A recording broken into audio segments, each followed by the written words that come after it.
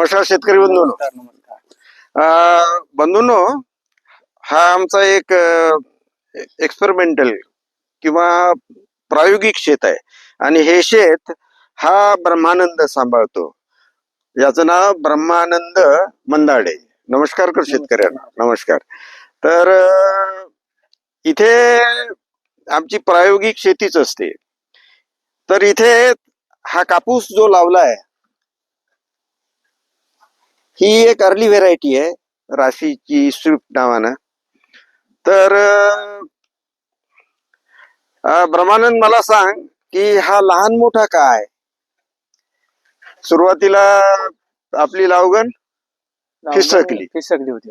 लावगण फिसकली आणि नंतर आपण मागून पुन्हा लावला आणखीन कापूस. पुन्हा लावला, कारण पाऊस नसल्यामुळं लागवण फिसकली आणि ही पुन्हा हे लहान मोठे झाड लहान मोठं झाड दिलेली आहेत, दिसत आहेत. तसं आता प्लांट पॉप्युलेशन याच्यात भरून निघाली आहे. हो ना. आणि यात तूर सुद्धा आहे. हो ना. ही तूरही लावलेली आहे. किती किती तासानंतर आहे हे? तास किती आहेत आपलं मधात? किती तास आहेत दोन तुरीच्या मधात? 5 तास. 6व्या तासावर तूर आहे. हा, म्हणजे 5 तास कापसाचे, 6व्या तासावर तूर. तर याला आपण सुरुवातीला खत पेरलं होतं. हो. एक मिश्र खत आणि एक काळं खत, बरोबर आहे. तर कशाने पेरलं होतं? मोग्यानं पेरलं. हा, तर याला म्हणजे हे ज्यावेळी मार्किंग किंवा फुल्या केल्या त्यावेळीच खत पेरलं होतं. त्यामध्ये एक संयुक्त दाणेदार खत आणि त्यासोबत आम्ही वसंत बायोटेकचं काळं खत जे हा सांगत आहे ते सुपर सॉइल चार्जर आणि त्यातच एक मायक्रोन्यूट्रिन तेही टाकले होते. तर 10 किलो मायक्रोन्यूट्रिन, 10 किलो ह्युमिक ग्रॅन्युल आणि 40 किलोची दाणेदार खताची 10-26 ची समजा एक बॅग असं सुरुवातीला दिलं होतं. परंतु पाऊस नाही इथे. आम्ही लागवण केली, थोडासा पाऊस झाला, त्यात काही जर्मिनेशन झालं.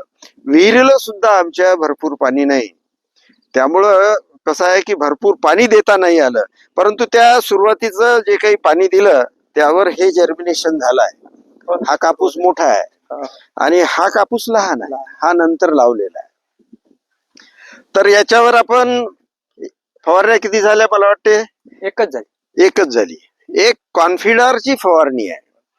तर यामधलं अंतर आता 2 तासातलं जे अंतर आहे ते 3 फूट आहे आणि 2 झाडातलं अंतर कुठे 1 फूट, कुठे 1.5 फूट, कुठे 1.25 फूट, म्हणजे ज्याला पावली लागवण म्हणतात. आणि काही ठिकाणी बाद झाल्यामुळं कुठे ते 1.5-2 फुटावर गेलाय, अशी लागवण आहे.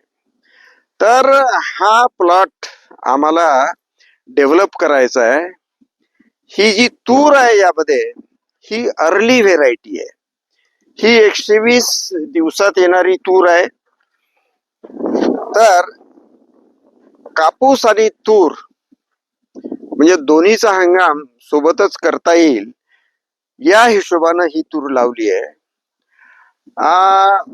आता विहिरीला पाणी आलंय. आता याला आता 1-1.5 तासाची शीप द्यायला हरकत नाही, कारण जमीन कोरडी आहे अगदी. बघा, पूर्ण म्हणजे धुड्डा उडत आहे. तर त्या हिशोबानं स्टँड चांगला आहे. आणि या प्लॉटचे पुढे जे काही डेव्हलपमेंटचे व्हिडिओ आहेत, म्हणजे त्या मोजक्या मॅनेजमेंट मध्ये जे काही रिसोर्सेस आहेत लिमिटेड, ते वापरून, कारण आमच्याकडे पाणी नाही भरपूर, जमीन हलकी आहे, तर याला पोहोच पाणी देऊन, थोडं थोडं पाणी देऊन आणि त्या हिशोबानं खतं औषधं सगळे देऊन हा प्लॉट याच्या मार्फत आम्ही डेव्हलप करणार. कापूस आणि तुरीचं एकत्रित आपण किती उत्पन्न घेऊ शकतो आणि आपल्याला किती पैसे मिळू शकतात यासाठी ही ट्रायल आहे. या ट्रायलचे सगळे व्हिडिओ मी आपल्याशी शेअर करत जाईन. धन्यवाद.